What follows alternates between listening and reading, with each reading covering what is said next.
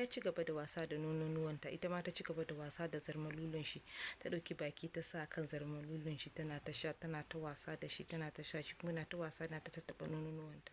Suka ci gaba haka, ko shi gaba ɗaya manta ma cewa ba matan shi bane, gaba ɗaya hankalinsu ya tashi, sun rikice gaba ɗaya dukansu biyu. Yana ta wasa da ita, ya jawo ta kan gado, ya cire kanta akan zarmalulunsa, ya kwantar da ita, ya shige ta, suka fara abubuwa daban-daban, suna ta yi har suka gaji. Suka gama sai suka ji kaman kafan mutum, a take sai ta tashi, sai ta ɗauki kayanta, sai ta gudu ɗakinta, ta koma ɗaki ta je ta kwanta, ba ta san waye ne ko motsi me suka ji ba. Daga haka ta je ta yi wanka, ta shirya ta kwanta kayanta, shi ma ya wanka, ba wanda ya sake ma junan shi magana, ya wanka ya kwanta kayan shi.